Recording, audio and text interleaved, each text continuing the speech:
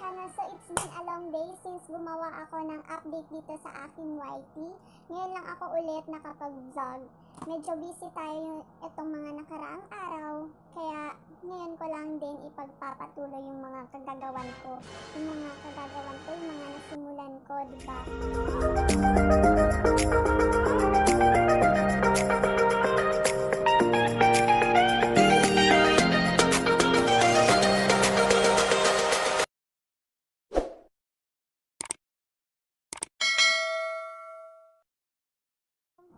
Actually, may hinihintay talaga ako. Walang iba, kundi ito. Alam ko madami sa inyo nakakaalam kung ano yung laman ng box na to. Hindi lang po siya isa, hindi dalawa. Kung ano nga ba yung laman ng box na to. So, ito nga po yung Glam nila. Glam. This is the Glam palette of Miss Letisha X Glamskin Manila. So, ito po. Tadaan! See? Ang ganda ni ate dito. Curious na aking napansin mo to kasi sobrang idol na idol talaga kita. So, ang laman ng palette na to is meron silang card na may pirma po ni ate Letisha. Ayan po. Diba? Ang ganda. Meron din silang kasamang necklace. Ito po siya. Then may nakasulat na for you. At itong swatcher. Hindi ko alam kung tama ba yung pronunciation ko. Basta ito yun, yung nilalagay dito para matest mo kung pigmented na ba yung product nila. So, yun po yung nilalaman ng box.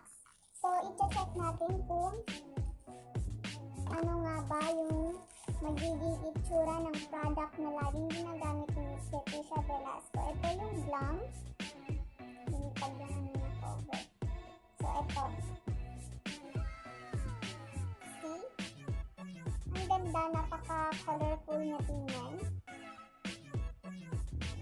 So, i-check natin yung skin. Ito naman yung skin. Ito po yung laman ng box. So, ito ang kit ni ate Letisha. Yan. Meron din silang necklace. Meron din card na may pirma ni ate Letisha Velasco. At meron din swatcher na skin. So, ito yung kulay niya. Diba? Pinapanood mo lang dati na hawak-hawak ni Miss Letisha, ngayon hinahawak-hawakan mo na din, diba? Ate Letisha, kung mapapansin mo man to, sana papansin mo nga talaga. So, ang nakasulat sa skin na to is, ito talaga yung favorite, alam niyo yun, yung inspiring message talaga na alam mong tumatagos talaga sa puso mo. Sabi niya dito is, don't let anyone dictate the true meaning of beauty.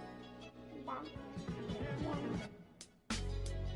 By Letisha Velasco.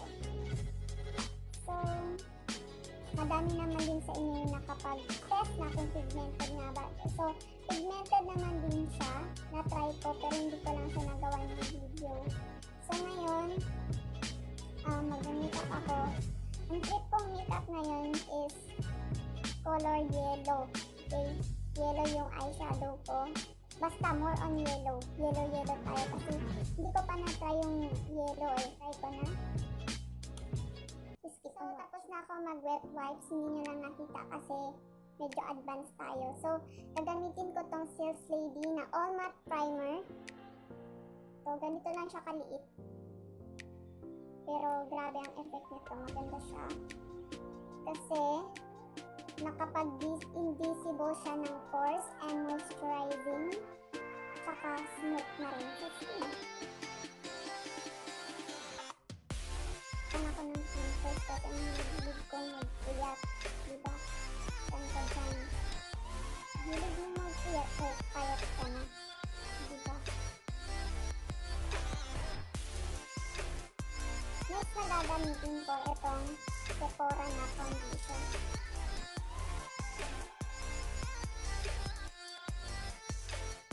Hindi ako masyadong gumagamit ng sponge kapag naglalagay ako ng mga ganito kasi sinisip-sip lang ng sponge. Parang sayang din, diba? So, kamay-kamayin na lang natin. Ayan. Pag kamay kasi, lapat talaga. Nanunuot sa skin.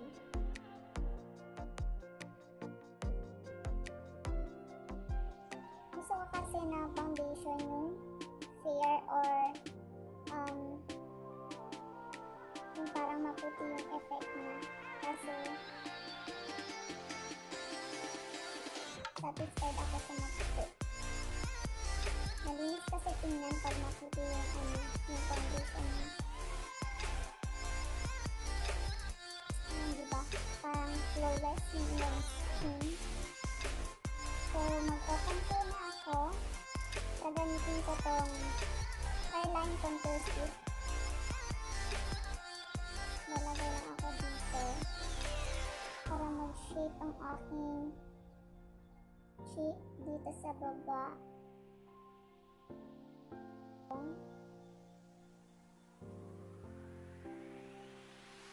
At dito sa aking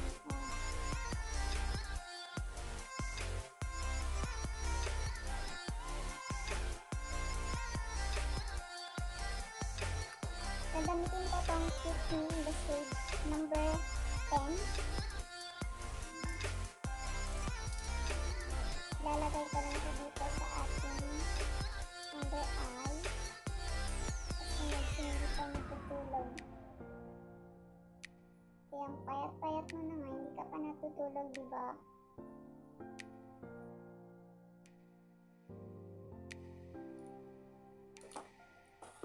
Hindi ko siya ginagamitan ng sponge. Kasi gusto ko malapat talaga siya.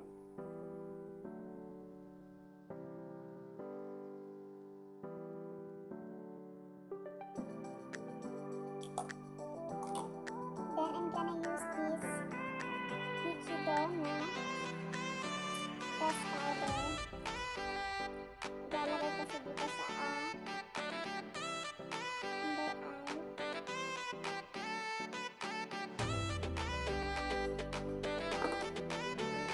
Then magpipilay na ako. So, gamitin kong pangpilay yung isa tong Sis Lady na Tinted Gold Gel in the shade number 3. Paboritong pangpilay ko na chocolate siya. Kasi grabe yung ganda niya.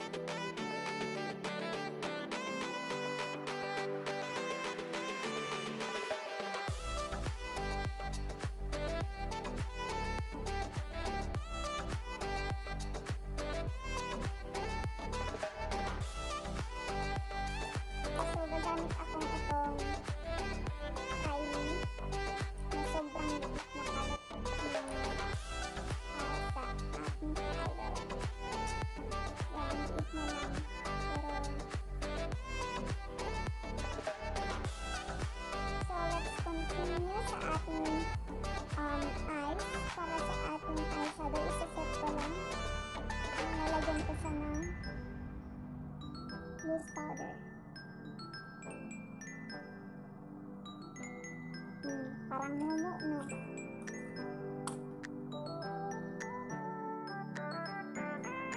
So,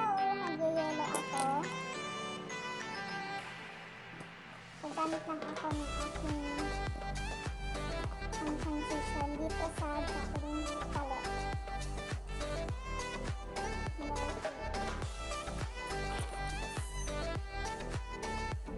So, ang gagamitin kong pang-transition is itong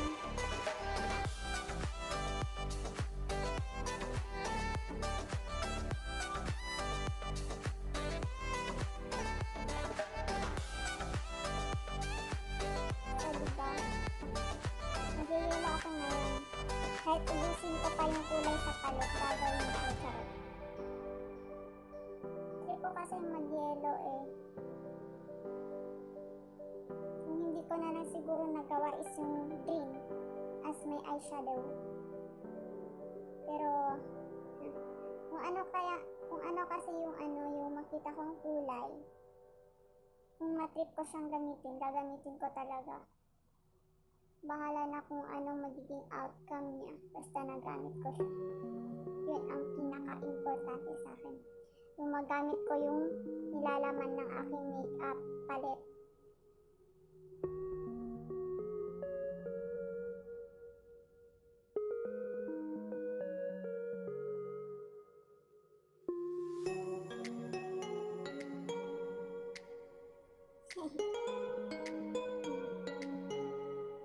Diba?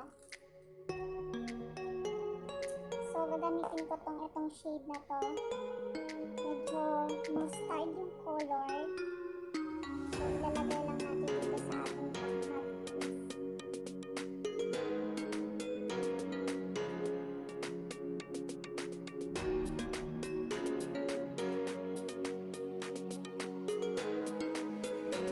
So, kukuha ako ng shade dito sa Glamskin palette. Kukunin ko tong Sweet Moan orange siya. Lalagay ko lang siya ulit dito sa inner sa ating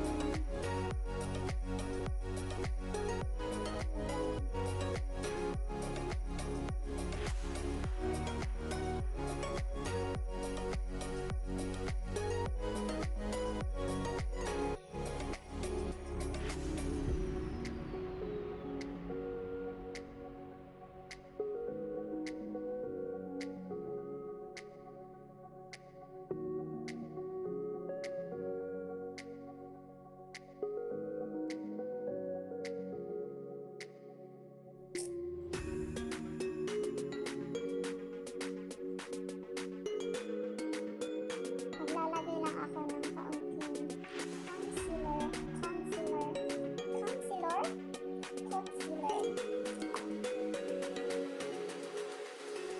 Medyo hindi pantay yung eyelid ko. Ganyan yung magiging outcome kapag iba yung titulat hindi pantay yung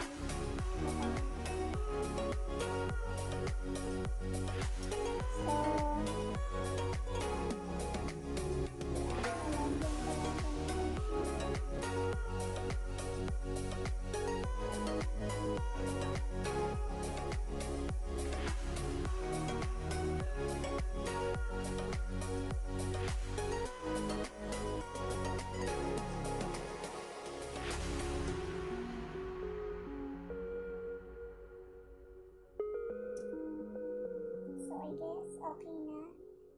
Hindi lang siya kasi dahil sa eyelid ko hindi pantay, pero pag ganun hindi pantay kasi yung eyelid ko dito medyo lumaki dahil sa pagpupuyat, pero pag iganyan mo pantay naman siya. So yun naman din yung importante, pantay-pantay tayo. So kukuha ako ng shade dito sa Glam. May nakasulat din na let this beautiful day start with a positive mindset. Positive mindset daw. So kukuha ako ng shade, itong Burst na glitter na kulay yellow. Ilalagay ko lang siya dito sa nagyanan ko ng concealer. So gagamitin ko tong aking finger kasi mas dumidikit kasi yung glitters kapag kamay-kamay yung ginagamit mo. So, itap-tap mo lang dito. Pag brush kasi, ayan, parang natatapon yung mga glitters. While sa kamay, dikit talaga siya. So, itatap-tap mo lang.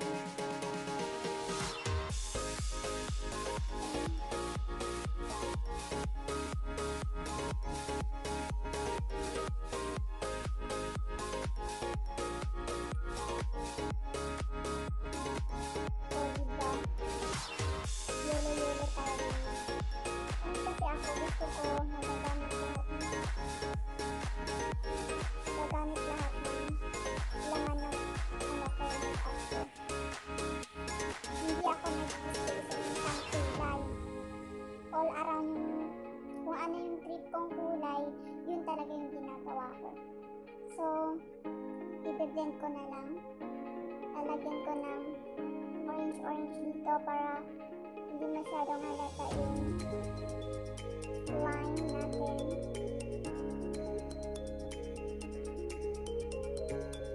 Diba?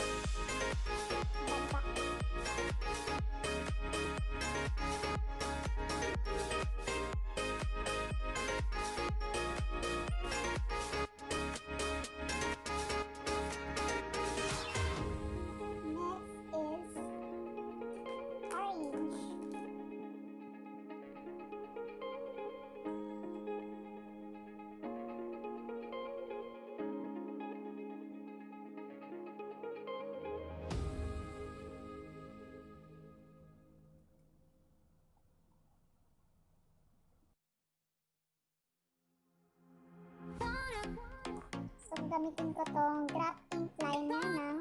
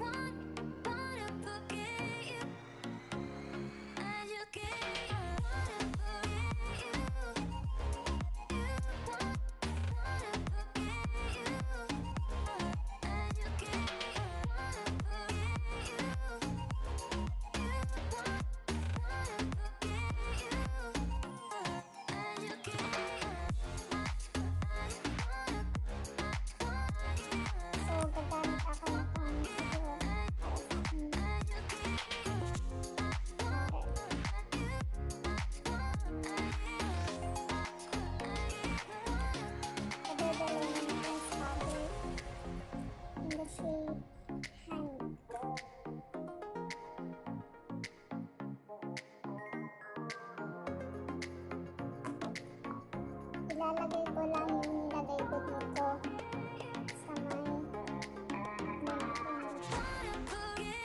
sa banda.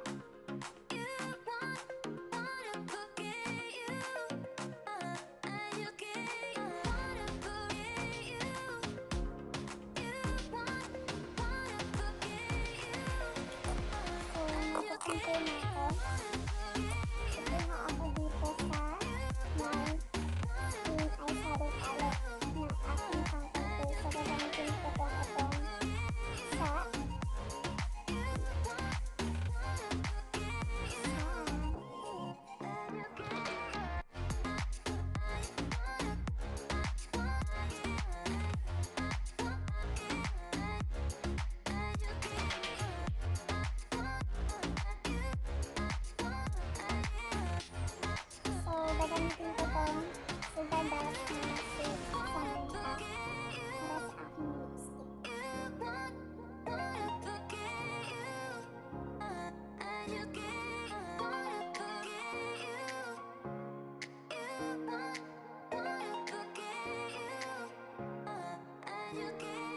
So, kukuha ako ng shade dito sa Sales Lady. So, ang napili ko is ito, may pagka-orange. I-combine lang natin dito sa ating nilagay na lipstick.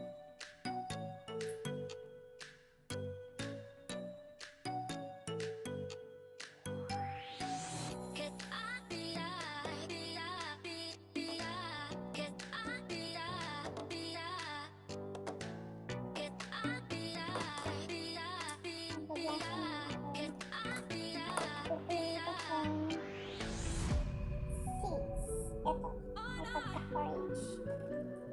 May pagka-peach. Kunin kong shade na dito ko sa ilalagay.